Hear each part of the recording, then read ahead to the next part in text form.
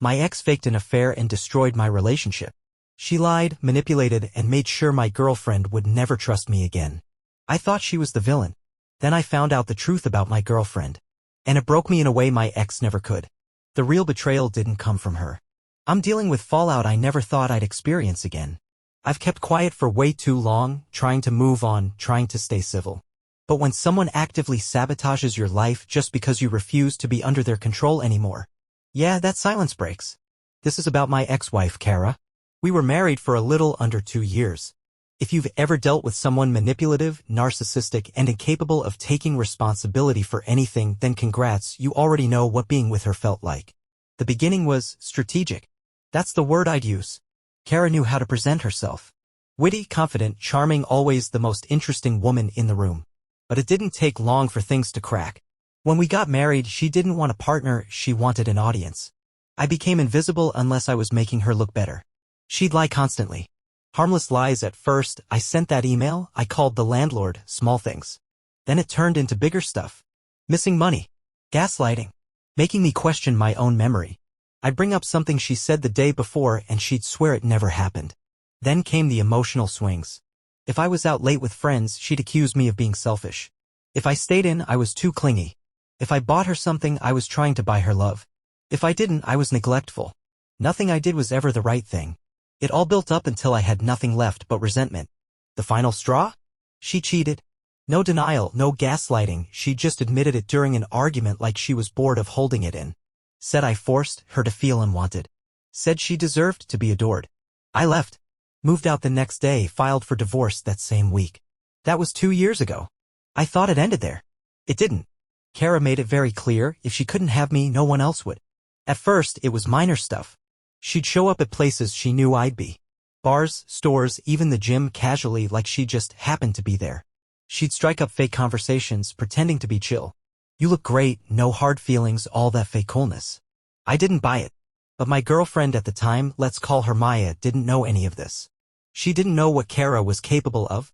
She thought Kara was just the friendly ex. I didn't want to stir up drama or make Maya feel weird, so I downplayed it. Huge mistake. Then Kara escalated. She contacted Maya directly. How? Still don't know.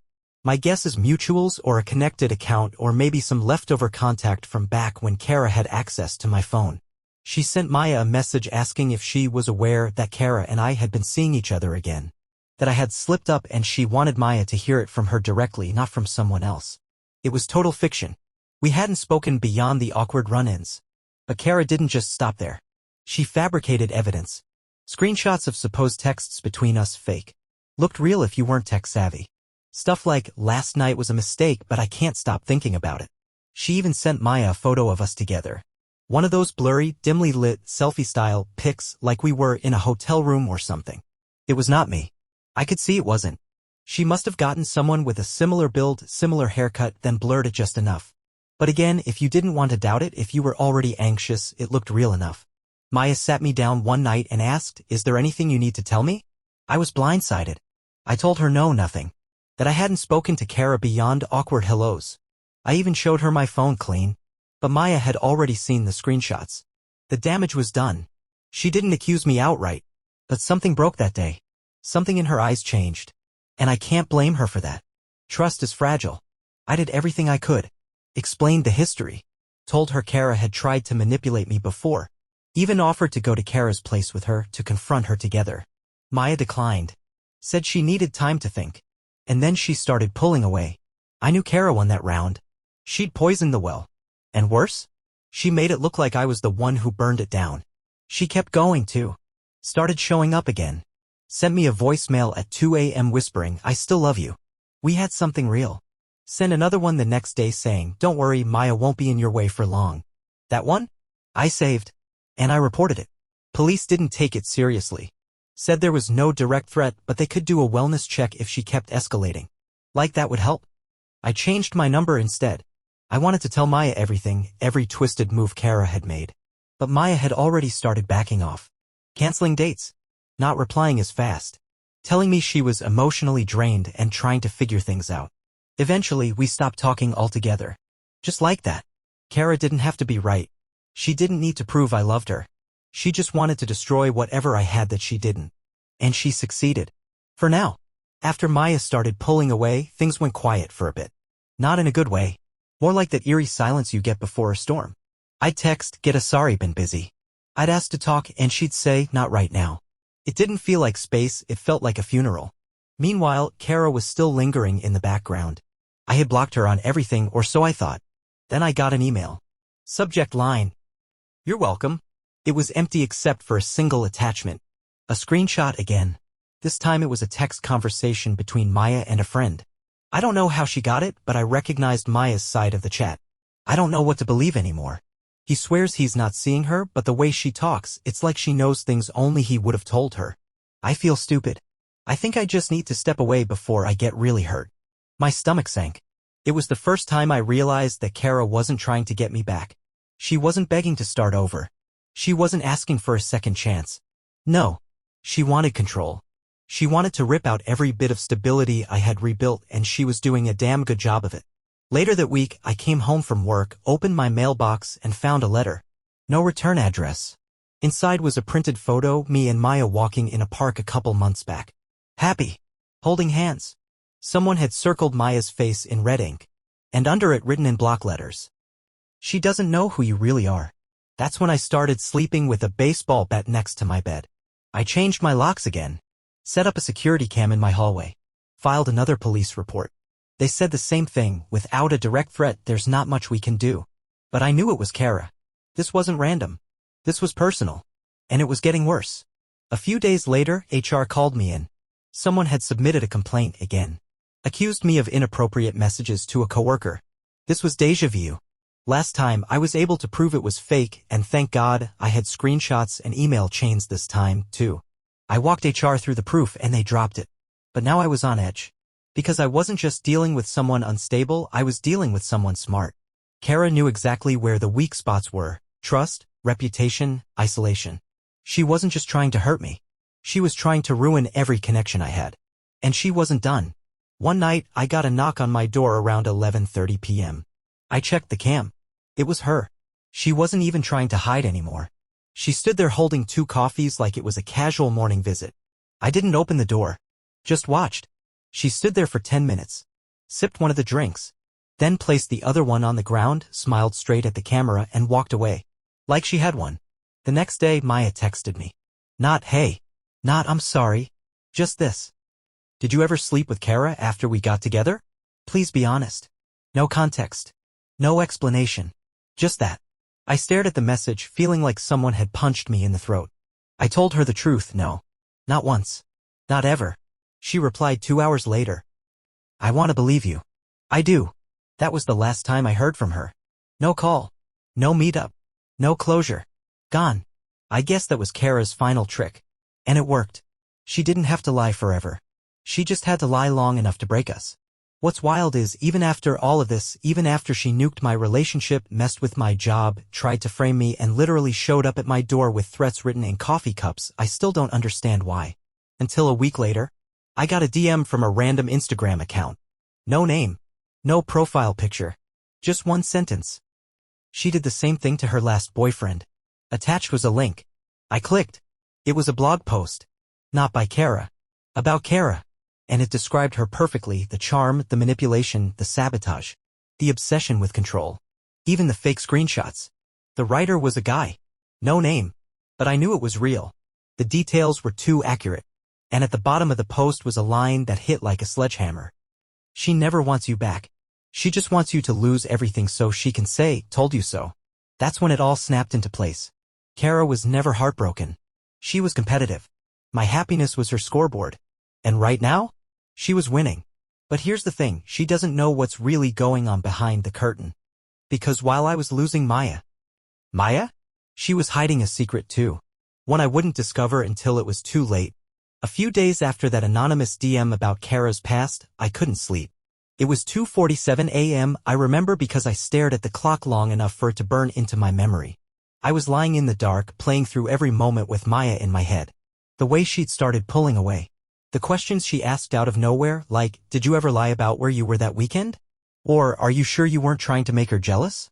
At the time, I thought she was just trying to make sense of the chaos Kara dropped on us. Yeah? Something didn't feel right. I got up, grabbed my laptop, opened a blank doc and started typing out everything that had happened since Kara re-entered the picture. Dates, times, screenshots, conversations. I treated it like a crime scene because honestly, that's what it felt like. And as I laid it out all of it, I noticed something. A timeline inconsistency. One of Maya's messages from back when she confronted me said, "You told me you were working late that Friday, but she said you were with her. I believed you." I remembered that message clearly. And I remember exactly where I was that night at a friend's birthday dinner. I had proof. Group pics. Tagged location. Hell, I even posted an Instagram story from that night. So if Maya believed me back then, why was she still holding on to it like it was true? I pulled up the messages again. And that's when I saw it. She never actually asked me if it was true. She told me I had said something and I stupidly didn't correct her because I assumed she was talking about something else Kara had stirred up. But here's the thing, Kara didn't even know where I was that Friday. She had no idea I was at that dinner. She didn't know those friends. No one tagged her, no overlap. So how did Maya know what Kara said unless she was already talking to Kara before Kara reached out to her directly? Something wasn't adding up. And that's when I started thinking, maybe Kara wasn't just guessing where to poke. Maybe she'd been fed information. I tried to ignore it. Gave myself the benefit of the doubt. But it stuck with me. I went to work the next morning feeling like someone was watching me not from across the room but from inside my own phone.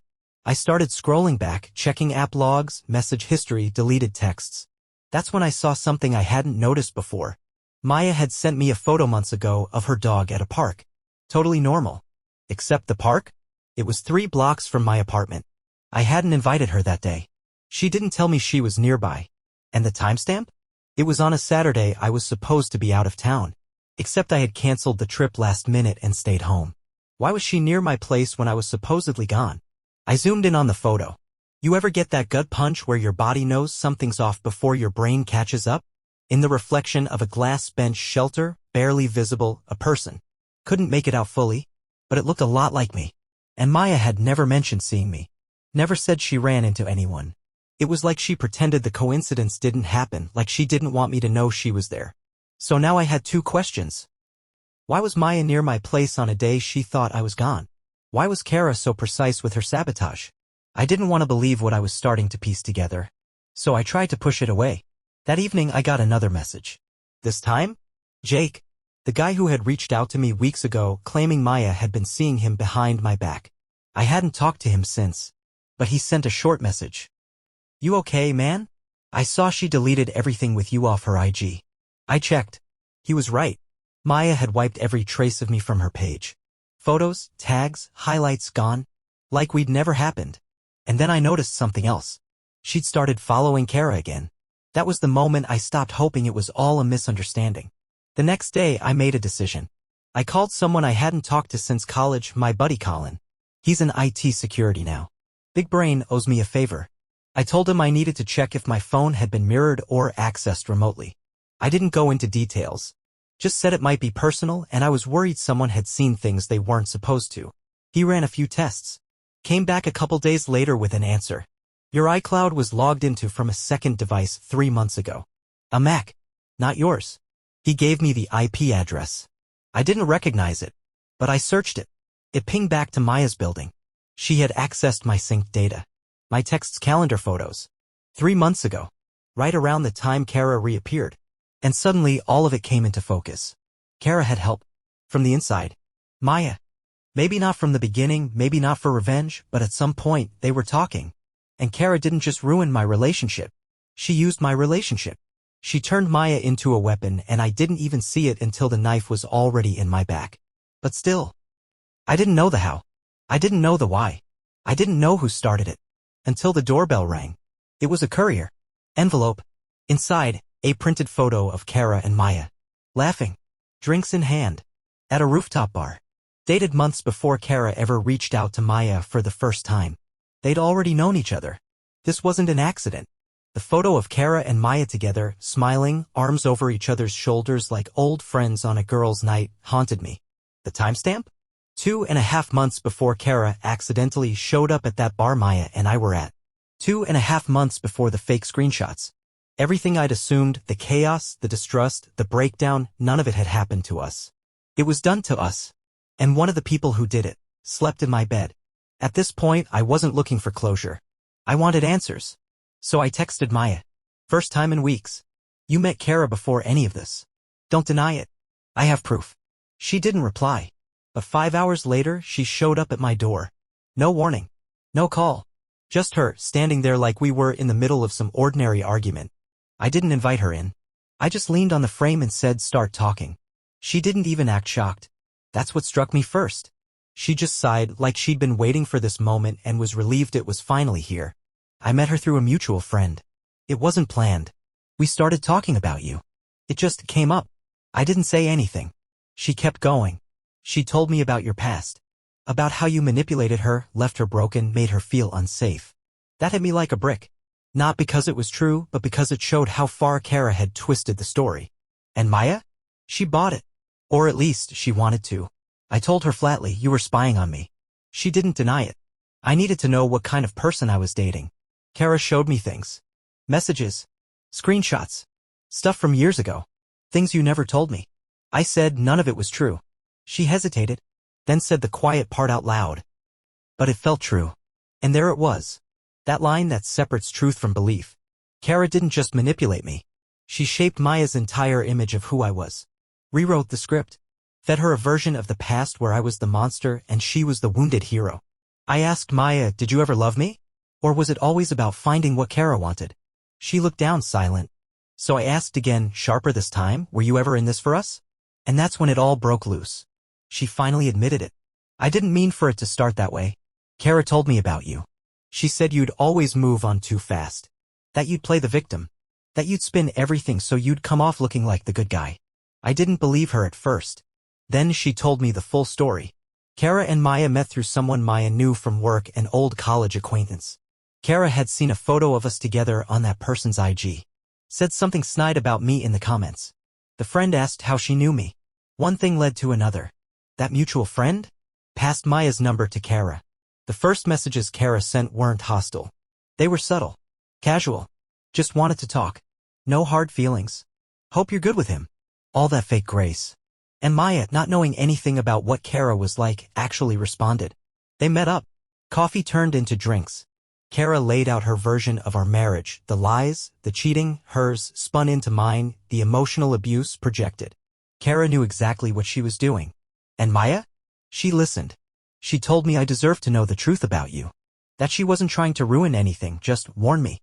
I asked her, "So you took her word over mine?" Just like that. She said no. I tested it. That's when I understood. The "I want to believe you" texts. Maya wasn't falling for Kara's lies. She was testing me against them. And once I didn't fit Kara's version of the story, once I didn't blow up or lie or get possessive, they both turned up the heat. That's when the fake screenshots started. The doctored photo. The anonymous complaints. It wasn't Kara working alone anymore, it was Kara and Maya. But why? I asked her that. Why would you go that far? Her response? Because I thought if you cracked under pressure, I'd see the real you. And when I didn't. When I stayed calm, honest, loyal? That scared me even more. She admitted it, she wanted me to fail. She was waiting for it. And when I didn't, she broke it herself. She said, "I didn't cheat on you, not then. But after everything started falling apart, I did." There it was. Finally. The truth I'd suspected but didn't want to believe. She told me the guy's name. Andrew. The one from the park. From the rooftop bar photo. She said she didn't even like him that much. It was just easy. I asked her, "Were you trying to punish me?" She didn't say no. She just said I didn't know what I was doing anymore. I stood there, staring at someone I thought I had known, someone I had imagined a future with, and realized she had never really been present in our relationship. She had been evaluating me. Waiting for me to fail a test I didn't know I was taking. And when I passed, she moved the finish line. The last thing I said to her before I shut the door? "You weren't the victim. You were the final trap." And I meant it. After Maya left, I didn't feel anger. Not rage. Not tears. Just silence. Like a weight had dropped and the sound of it hitting the ground took everything else with it. It was strange, that moment when you realize your heart isn't broken anymore. It's just gone. I didn't try to fix anything. I didn't reply when she texted later to say she was sorry for everything. I didn't answer the call. I deleted her contact, blocked the number, and added her name to the list with Kara, the do not open that door again list. But I knew Kara wouldn't be far behind. And she wasn't. 3 days later, I got a package. Inside, a USB drive and a typed note. For closure. Let's end this like adults. No signature. But I knew the handwriting, Kara's professional typeface. The one she used when pretending she wasn't emotionally unhinged behind a carefully curated mask. I didn't plug in the drive right away. I stared at it for a while. Thought about burning it.